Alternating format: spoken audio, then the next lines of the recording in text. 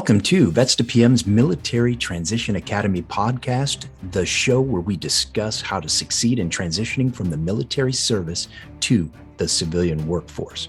This show and the academy it represents helps veterans transition into meaningful, lucrative post-service careers. Your primary host is Eric Doc Wright, PhD, certified manager, military veteran, serial founder, best-selling business author, philosopher, linguist, and coach. Your other host is Jeremy Burdick, project management professional, scrum master, product owner, and retired Air Force chief, and the current COO of Vets to PM and the Professional Development Unit University, where we will interview veterans successful in corporate America and business to bring you nuggets of wisdom every episode to make you more successful. Next, let's introduce today's guest. Today we talk with Delaina Morse, a veteran and military spouse advocate. She has spent the last 6 years helping veterans with resumes, reading job announcements, translating their skills, salary negotiations, and coaching on how to successfully manage in the civilian sector. Delaina spends most of her time providing people an ear that doesn't judge, but can provide advice using positivity and will always take that call or message. She has narrowed in on a group that gets the least attention and needs the most help, and she affectionately calls them Grunts. They have become her passion to help and get them meaningful employment and value in all of their other skills that they bring to the table. So let's get started with this episode. I think you're going to like it. All right. So, Delaina, talk to us a little bit about your Grunts Off the Ground. I had been working with transitioning veterans for quite a few years, and I started noticing a trend with our groundside soldiers, groundside Marines. They were kind of getting funneled into very specific jobs. And I noticed that we weren't utilizing all the other skills that they come with. Skills like team management, coaching, mentoring, logistics being a big one, and stuff like that. They were kind of just being funneled in either into sales positions or into like a security guard or police officer and stuff like that. And there's nothing wrong with that, with those positions, but there's definitely a lot of other options out there as well. And I wanted to put forth the effort to change the culture that surrounds that, not only on the civilian side, to open their eyes to what these guys and girls have to offer, but also in the military on their side as well. So that way they know to look for other opportunities and to look for people like me who can maybe help them get their foot in the door, into that.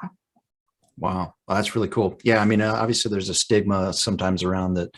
Hey, once I'm an operator or a trigger puller, that I can't go do something else skilled. This is just who I am. And, we see it a lot that they just put themselves in that silo and get stovepiped all the way through life that way. And it's really cool that you are looking at other opportunities to show them their value, but not just them, but the hiring managers out in the civilian world as well. So really neat. What else? Yeah. Well, sorry, go ahead. I was just going to say the biggest thing, tell us a little bit about your journey as well. So what kind of got you to this point, or what led you to decide, to make this decision to make the change? I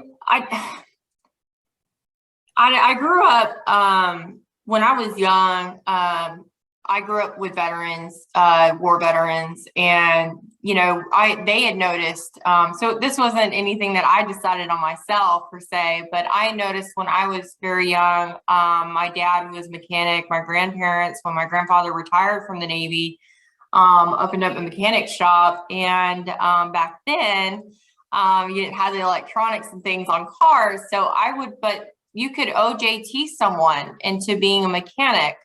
And they would bring in these, more at the time guys, but they would bring them in and show them how they can earn a living for themselves, that there's stuff out there. And they can teach them, and then eventually work, once they got it down, they could get their ASC certification and be, actual mechanics, So I saw that, when I was young, and I just, it sits with you, that it just, when you grow up doing it, it's there. It's not anything you can get rid of. So when I went into, when I married my Marine, I was a loan officer, and I wanted to give back. I wanted to help. I saw that there was a lot of Marines trying to get into B billets. A lot of those B billets require having a good financial situation to be approved, especially security clearances. So I started out kind of there, and it eventually bridged into me volunteering for Casey, and then it just went from there. Oh, that's great. That's great. So, I mean, really what you end up, you got the seed planted early on, and then now as a spouse of a Marine, you kind of see it and carried the torch a little further. So then over the last, several years, you've been doing a lot of like consulting and advocacy work for them. So anything that stands out that you've seen has been one of the, I guess maybe one of the biggest gaps that you're filling? Cultural change, honestly, cultural change, because it starts with that.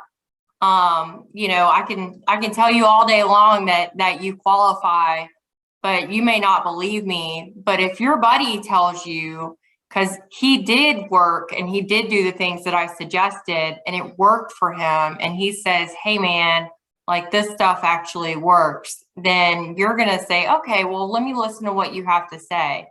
So it starts with one, and that's how you get to so many. That's how you get people to listen to you. And then you have also then that one guy who gets in there, and we got him through the door, and he's doing amazing. And now I have a success story of how it worked out. And, it's that, honestly, it's all going to come back to that cultural change. It's that getting that in there, planting that seed, talking to them, being real with them. And I grew up in a mechanic shop. I grew up around grease monkeys. I know how to talk. I manage truck drivers. I have the lingo, the jargon. I get it. Like, I could be real with you too, boo. But and stuff like that. And that's how you can. That's how you get through. That's how you bust that bubble.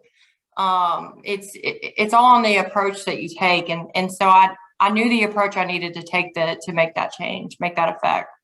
And so, JB, just for those of you who I don't know if we've unpacked it yet this far in the story, but you heard Delaina kind of tell us her origin story. Mechanic shop, grandfather founded it, dad's running, Vietnam vet. Like, she grows up, they help vets. She's around them all the time. She's done a lot of blue collar stuff and now doing white collar stuff. I mean, so what you hear is a passionate gal who understands the fight that we're in, we being veterans, military spouses, transitioning service members. And then you hear the passion come through too, right? She brings like a blue collar. I mean, that's what we're really doing here. I once heard a retired colonel, JB, I think it was on the podcast, say something about a new collar worker. Yeah. Right. Like, we've got to get back to the old school, show up for work on time, pass a piss test, do some old school stuff, provide customer service, hard days work for a fair day's pay.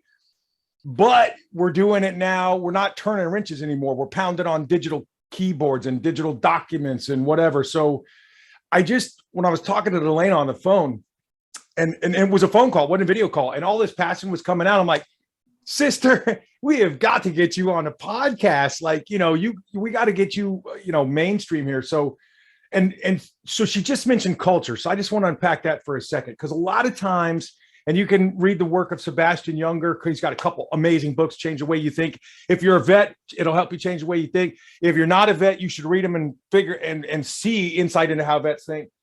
He also has a great TEDx talk, but Delaina, you mentioned culture.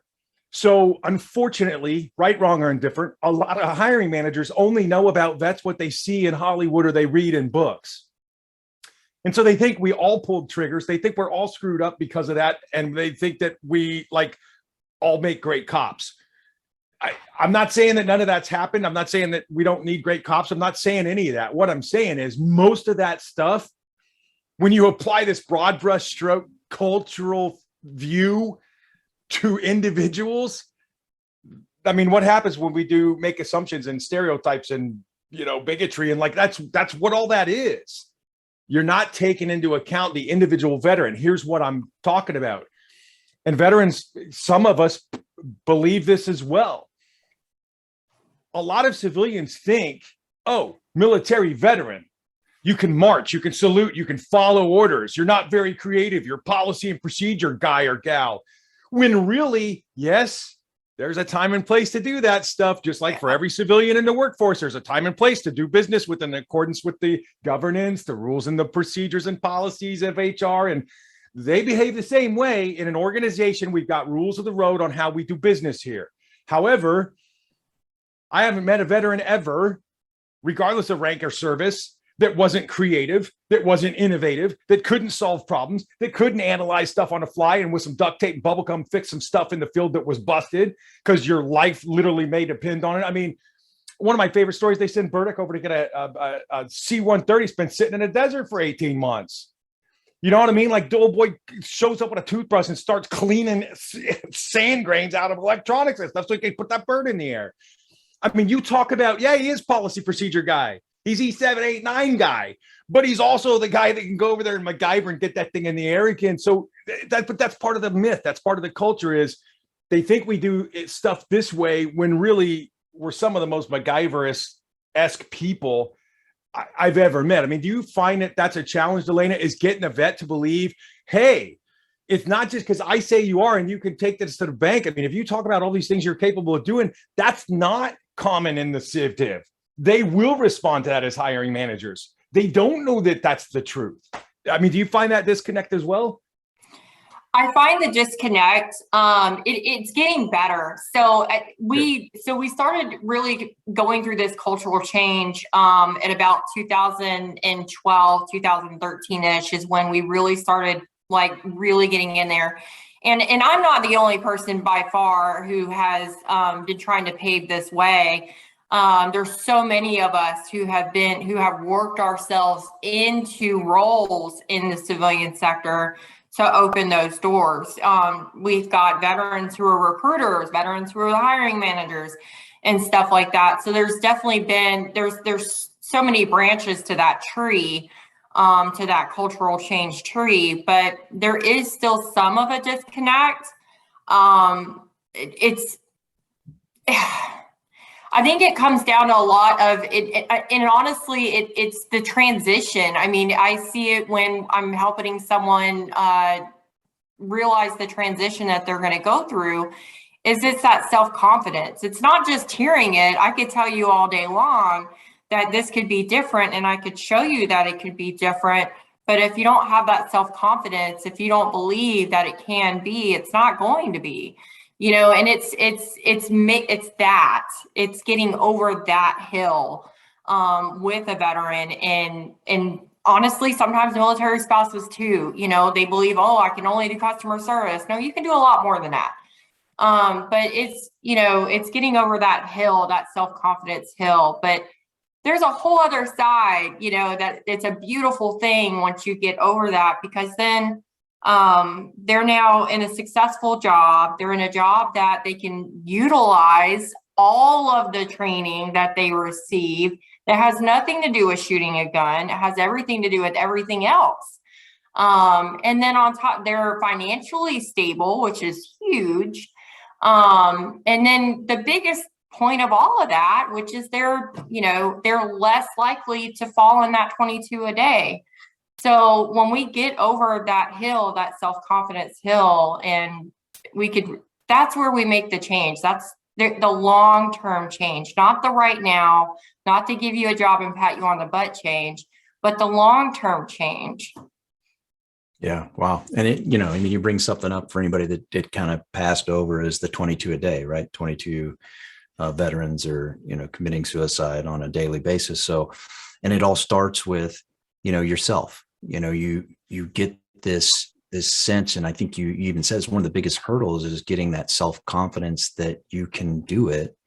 Even though you've done it, you've probably done more complex things, trying to learn how to walk and talk and your specialized skill like shooting. You may put the specialized stuff down, but all the general stuff is still there. You've learned to be a lifelong learner, whether you realize it or not. Like you can pick up the technical stuff, really quick as compared to your counterparts because you've already massaged those synapses in your brain to like, hey, this is information uptake. I've got to do it this way, procedurally correct, soundly, be able to repeat it, and then engineer it more efficiently. So as you do it more often, you're going to get better and better at it. And just it's just really cool that you pack it that way to where we are our biggest enemies when we're walking into the civilian world because we're trying to figure out the culture. Two, we're trying to figure out what is that specialized task that they want me to do. Because when we go talk to people, and we just got done with a different conversation that was talking about getting out of your own way, and then but also saying I can do everything. Well, of course you can do everything, but that doesn't get you a job. You've got to do the one thing that they need you to do, and how does it bring value to that company? So really cool. What else? So what's going on with the current programs that you're working now? Any major success stories? Honestly, they're starting to be daily, and it's been amazing. So I literally just got messages from Michael Dre that he's got an interview, a phone conversation with a recruiter for director role. So we have another one with who's getting out. His name is John Boyles for an operations supervisor. This is huge. This is not entry level. This is not just getting off the ground. These are major roles that they're getting into, years of experience, both in the civilian sector. So I'm super excited about that. But then I literally just got a text message 2 days ago from a veteran that I had my hands on recruiting and got him into a role with Blue Triton, and he's loving it. And he told me, he's like, hey, I just wanted to say thank you. Like, I didn't think this was possible. And he wouldn't have been looked at. Wow. But that's crazy. That's come hell or high water, he was going to be. And what's great is that's fuel for the next one, right? It puts all that fuel in your tank. You kind of said it earlier. It was like it starts with one, and then you go to two, and then those people start telling other people, and before you know it, you've got this proven success model. At Vestapim, we've helped over 6,000. So it's like every one of those becomes fuel for us to get up on this team and continue to serve that tribe that's out there transitioning. So really cool. Let's see, how would I get in contact with you? So I'm out here in MTA Podcast Nation, and I'm listening. How do I get in contact with you and your organization? I am on LinkedIn. I do LinkedIn. I'm sorry, I do not do Facebook. But I am on LinkedIn. There's a reason why I only connect on LinkedIn is because I need to kind of concentrate my my paths to being contacted. Too many apps. But the biggest reason is I can't showcase you to employers if you're not on LinkedIn.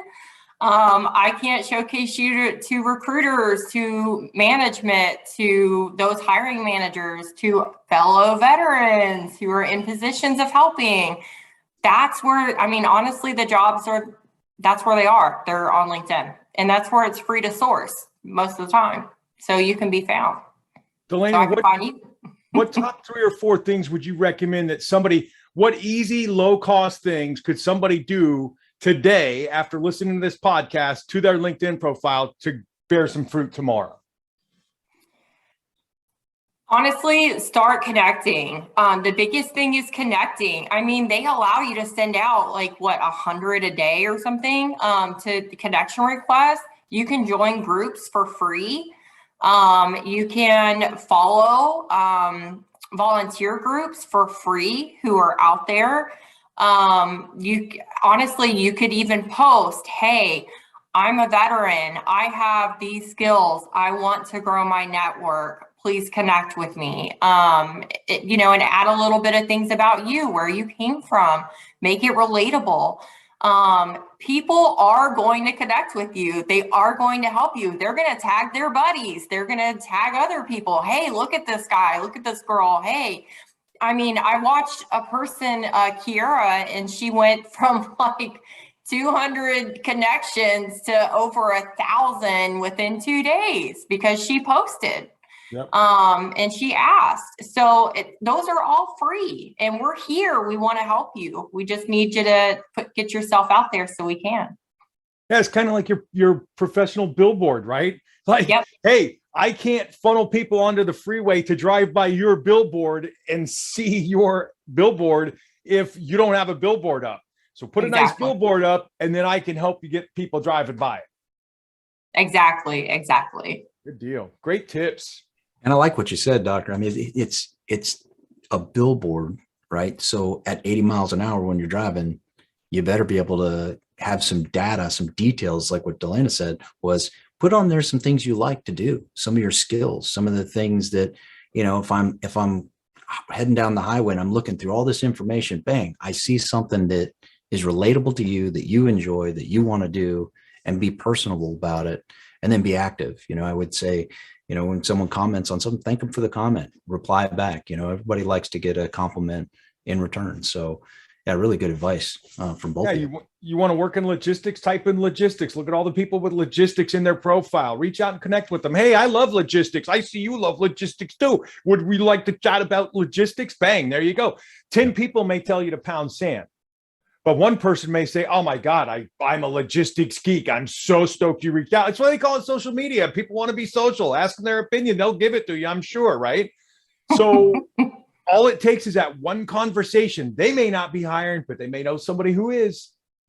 Or they may not know somebody who's hiring, but somebody they know may know somebody who is. I mean, that 6 degrees of separation thing, I don't know how many times in my life in networking, I've literally seen it happen. Like somebody will say, hey, I don't know, I'm not looking, Eric, but I got a guy who got a guy. Go ahead and send me Shelly's resume. Okay, cool. 7 days later, Shelly will send a thank you note, says, hey, I just wanted to know, I just interviewed it so-and-so. Like, I wasn't even in the loop. You know what I mean? I just did the networking thing. So yeah, it's amazing how it works. Yeah, absolutely. That's 100%. I mean, honestly, it's just getting out there, liking, commenting. I mean, Michael Dre would have wasn't even connected with the person that I'm connected with when I saw and I tagged, I knew what he was looking for. I remember because it sparked in my brain when I saw the post, tagged his name. Hey, you'd be great for this. Next thing you know, and the guy replied, he said, as soon as you fill out the application, send me a message. And bam, there you go. And he's got a phone call just like that.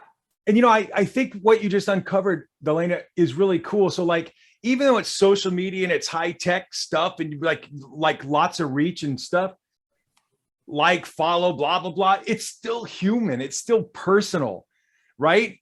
When you, Delaina, human being, says of another human being, hey, Johnny, I thought of you when I read this post. You would be great at this because XYZ. Johnny, please reach out to so-and-so. Like the person who made the post is going, wait a minute. So this person, because you see people online and you meet them in real life and you're like, oh my God, was that ever a disconnect? You know what I mean? Right. Yeah. But like if people are rogering up that they know you and that you're genuine and that you're you and you've got those skill sets and you've got that value and you'll bring that value. And oh, by the way, I thought of you the minute I read this post. The person who did that post is literally sensing that human connection. Hey, Delaina is personally vouching for this person, which means they're probably not a jerk. I should interview them to see if I think they'd get along with me, right? Because two people may rub each other the wrong way. They may rub that person as a jerk, but that person at least is now intrigued enough to say, hey, the risk is now out of this. I can talk to this person because I trust Delaina. And Delaina said she trusts this person. So, okay, I'll give them a shot, right? Absolutely. And Delaina's a recruiter, so absolutely. She's done this once or twice. I talk to every candidate, and I make time. I'll talk to you. I mean, it might be a few days, but I'll talk to you. And the funny thing is, if we just kind of scroll back to the Grunts off the ground and logistics, Chattanooga has become the epicenter. Literally, it's now dubbed as the new Silicon Valley for logistics. There are hundreds of jobs making really good, making 60, 65 a year plus bonuses right here in no income tax state free Tennessee. And it's one of the top 3 best states for veterans. So, I mean, if you're transitioning, you want to live somewhere where, 1, the state values you. For 2, there's no state income tax. You're keeping the most of your money. For 3, you're making enough money for you to earn a living. Plus, there's opportunities for your spouse on top of that, double income. I mean, here it is. And you're using all the value and the skills, the inventory control, the management, the coaching, all of those things that the military taught you, you can now use in the civilian sector. So it truly is a win-win. And there's lots of great. It's like 4 wins, but I mean, who's counting? Well, and here's a 5th win. There's lots of great fish in there. And if the fish in there, if you don't want to do freshwater, guess what? You're only about 10 and a half hours out from saltwater. So you can be on a coast in 10 and a half hours. So, I mean, right? Like, what a cool 5 things.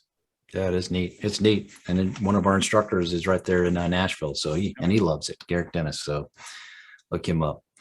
Sorry, JB, I stepped on you, my friend. Talk. No, go ahead. I was just rambling. No, bring it, dude. I'm just gonna bat a run out on a first base and see what happens, bro. I'm sure you were going to swing for the fence. You can go, dude. Please. Yeah, I think it was just kind of neat when you guys were talking too. Is what's really LinkedIn has really become the personal referral, right? So it's kind of taken place of, hey, I've got a buddy. They're going to apply, but you're inside the company. Now you don't even have to be inside. It's kind of branched out a little bit further with the personal referral option. Hey, just tag them in LinkedIn. I did it. I saw it today. So just kind of proof in the pudding. One of the buddies that I worked with at my last station before I retired, he puts a job out there. Bang. I'd love to hire somebody for this job. So his job is recruiting. So he's motivated to recruit. So he throws it in his network. I tag somebody, bang. They're like, oh, this would be great. I always wanted to be on Randolph. Great.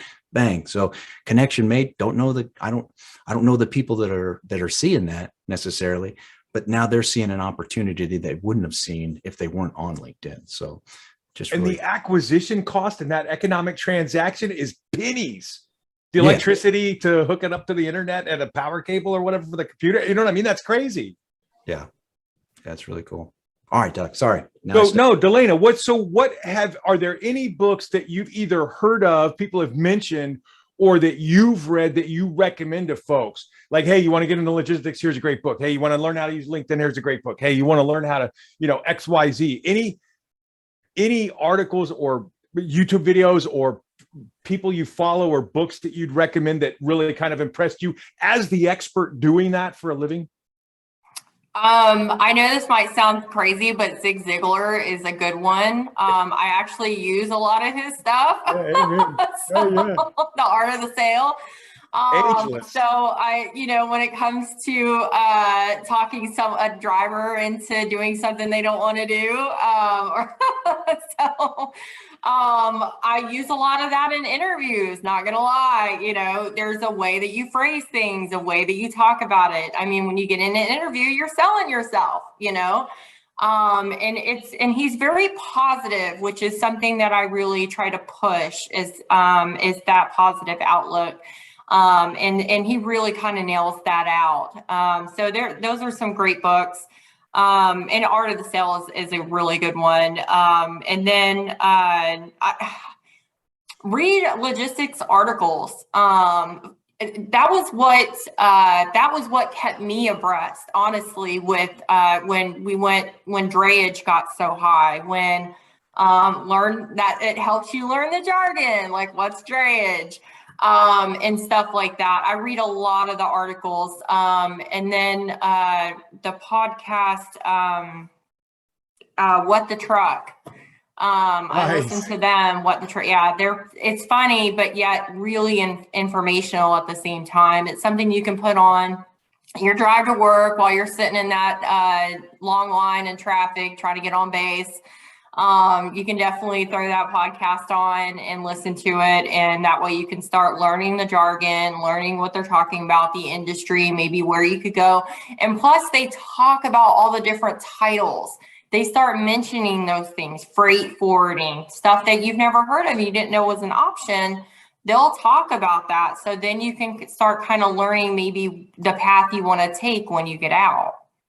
So for those of you who didn't catch that, I'm going to reiterate that. An industry expert that staffs this industry just said, I stay abreast of my industry. I'm an expert in it.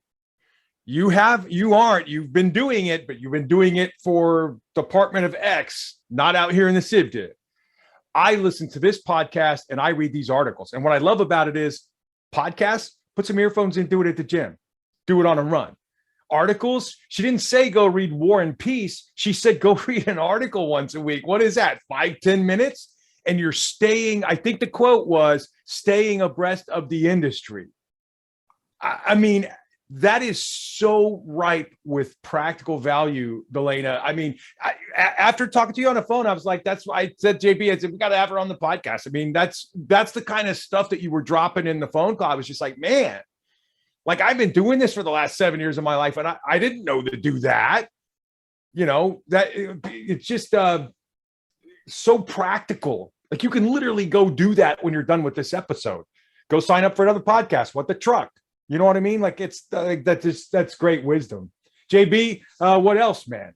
Well, and it's not that all that different from what you have been doing for your military career. You know, you do this professional development. They're always sending you to different schools and you're staying abreast of the military profession of arms, right? So that means you need to know what's coming out in the market. You need to how to employ these tactics. It's no different. You're doing the same thing, just in a different industry, a new culture. And the way this new culture communicates is podcasts, social media, blogs, articles. You know, they have courses out there. Get a certification in that professional field, and that'll help. Read Doc's book of, you know, how to speak civilian fluently. There's vocabulary in here that will help you, you know, be able to speak business, management, civilian world stuff that in an interview, when it comes up, you won't look like the confused, you know, adolescent at the table. Yeah, it'll be very, very good. You know, and the reality is, so I had this technical MOS. I was armorer. I was infantry. I was, you know, not everybody gets to say, hey, I was IT, and then you immediately just walk into an IT job, right? But think about it. You did something technical that's valuable to the organization, the team, the department, the division, the organization that you're in. And organizations are literally a collection of people that behave in a certain way and interact with each other in a certain way called the culture. And it's governed by their rules, policies, procedures. Think UCMJ, think Air Force regulation or Navy instruction, or think whatever you think, field manual, Army, like think that stuff. It's the same stuff. So all the skills you have leading and influencing and selling and getting stuff done and solving problems, and you're just doing it for the Department of the Navy or the Marine Corps, or the Department of the Army or the Department of Space Force, instead of doing it for USAA, Coca-Cola, PepsiCo, or whatever. It's the same thing. An organization is an organization. It just so happens that you, veteran, have been OJT'd in the leadership function of the management. Whereas in the civilian workforce, Delaina, Jeremy, we have to go get all this stuff on our own. We have to go read these books, The Art of Selling. We have to go watch podcasts. We have to read industry articles, because there's no schools to teach you how to go from E4 to E5. There's no schools to teach you how to go from 03 to 04 in a staff position. There just isn't, right? So that leadership piece is not as formal in the Civ Div, but all the rest of it, hands down, you got all of that stuff. Amen. Absolutely. And, you know, and just to interject real quick, you know, I mean, the military is just one large trucking company in reality. They're one large transportation company. You're either moving people or gear. You signing off on stuff. You're filling out customs forms for deployments. A lot of that stuff you do right there in the civilian sector. It's the same, some of it's the same forms.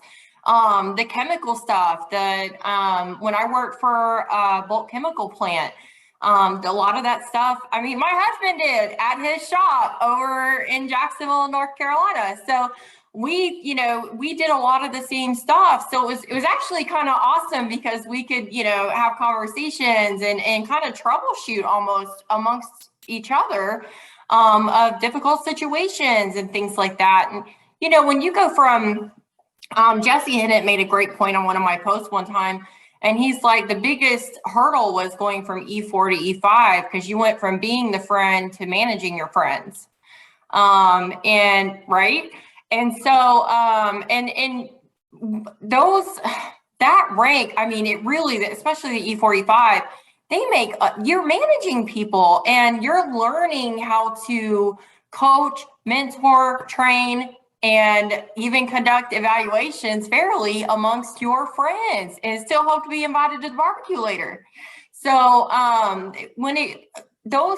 that makes such value when it comes to managing, 60 plus drivers who are grumbling. They got pay issues. They've got home time issues. They want to go on leave. They got wife issues. They've got, or even husband issues. They've got all this stuff going on. You're already used to juggling that because that's what you juggled back when you were in the military. All those exact same things. So you're really, I mean, the most that you're doing is just learning the jargon. Is learning how to use the operating system that they use. That's it. Hey, I mean, the rest of it you're already doing. Yeah, you can't beat that. So succinct. Wow. Yeah. With that, I think that was one heck of a way to wrap it up. And I totally agree with the E4 to E5 thing. And you see so many people navigate that wrong and they learn from it, which is great. But, in the civilian world, you maybe don't have multiple shots at doing it wrong. You just might get fired, if you mess up too much. But in the case of, that transition, it's a grand example of all the preparation that you learned, and now you're applying it to the people side of things. But any last bits of information, one thing to go do, like Doc said, after this, you said, knock out the LinkedIn, get on there. If you're not on there, start, it's kind of one of those things. And then you gave up some really good books and showed you reconnected how, these military members are maybe not the specialized technical skills, but even some of those do translate, but all those general skills are going to help you translate and have some self-confidence. Any last parting shot before we wrap this up? Just know that we're here. Just because you get out doesn't mean you lose your military family. That we're used to knocking on a neighbor's door who we never met anymore and said, hey, will you come help me move something in the garage? We're still here. We haven't left you and you're not leaving us. You're just moving from one job to another and that's it. Your community will always be here for you. It doesn't matter who we are or where we are or if we've never met before. We're all still the same. We all still show up at each other's kids' birthday parties, whether we met the kid or not, we're still a military family. And that's the beauty of it all is you don't lose that. You still retain it. God dang, I'm choked up and got goosebumps and stuff. So Delaina, how do they find you? I mean, how do folks hook up with you so they can get this dynamo behind them as well? I leave it to LinkedIn, just Delaina Morse. It's easy, I'm sure when you start typing my name in LinkedIn, it's going to pull it up because there's not very many of me. But just find me on LinkedIn. That's the biggest thing. And we'll get connected. We'll talk. We'll have a conversation. Hell, I'll pull 20 of you on the phone call at the same time if I have to. We'll figure it out and let's get you on a path. Amen. I pulled you up just so everybody out there that's listening, Delaina Morse, Morse. And then you'll see it also in the description. I'll put in her LinkedIn profile link, but it's recruiter, veteran advocate, military spouse advocate. So if you see that as an underlying thing, you've got the right Delaina. Well, thanks for spending so much time with us. I really appreciate it. Lots of great wisdom. Truly enjoyed it. I appreciate y'all having me. I'm excited.